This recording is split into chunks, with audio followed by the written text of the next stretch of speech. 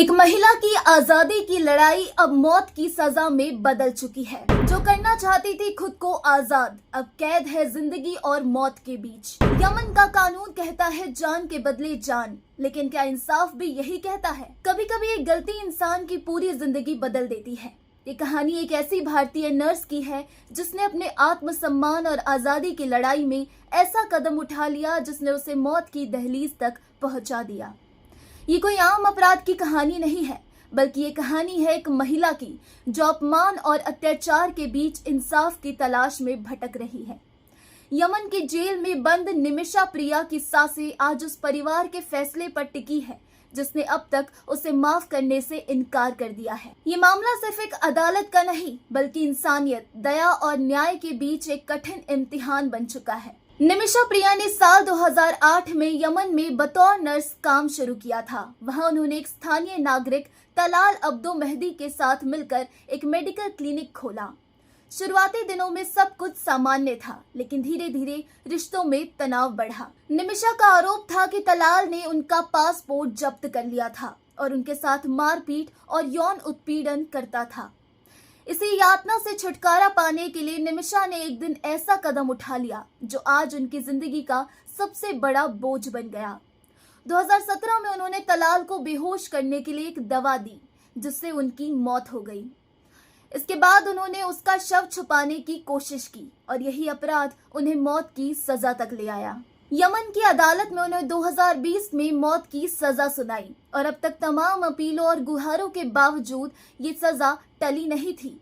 हालांकि हाल ही में 16 जुलाई 2025 को उनकी फांसी टाल दी गई, जो एक अस्थायी राहत जरूर है, लेकिन स्थायी समाधान नहीं। यमन का कानून किसास पर आधारित है, यानी जान के बदले जान, लेकिन इसके साथ ही एक विकल्प होता है, दिया, यानी खून का मुआवजा, जिसमें पीड़ित परिवार अगर चाहे तो माफी दे सकते हैं। भारत की सरकार, सुप्रीम कोर्ट, मानवाधिकार संगठनों और कई धार्मिक नेताओं ने मिलकर कोशिश की कि तलाल के परिवार को ब्लड मनी दी जाए। कहा जा रहा है कि उन्हें 8.5 करोड़ से भी अधिक की पेशकश की गई ताकि वे निमिषा को माफ कर दे।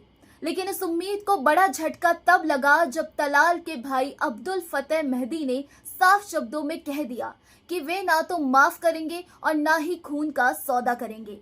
उनका कहना है कि ये कोई दुर्घटना नहीं थी, बल्कि सोची समझी हत्या थी और इसकी सजा सिर्फ मौत ही हो सकती है। उन्होंने यह भी कहा कि निमिषा के लगाए गए आरोप जैसे पासपोर्ट जब्त करना या दुर्व्यवहार सिर्फ अपने अपराध को छुपाने के लिए गढ़ी गई कहानियां हैं। इस बीच भारत के धार्मिक नेता, विशेष रूप से केरल के ग्रैंड मुफ्ती एपी अबूबकर मुस्लियर ने यमन के धार्मिक नेताओं से बातचीत की ताकि माफी का कोई रास्ता निकले।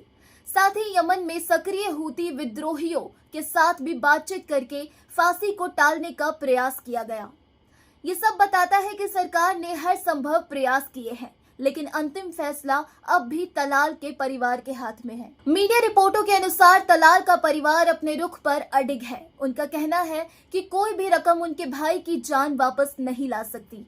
उनका गुस्सा और दुख आज न्याय की शक्ल में दिखाई दे रहा है, जो निमिषा की जिंदगी की आखिरी उम्मीद को लगातार कमजोर कर रहा है। ये मामला अब एक ऐसे मोड़ पर खड़ा है जहां इंसाफ और इंसानियत की रेखाएं धुंधली हो गई है।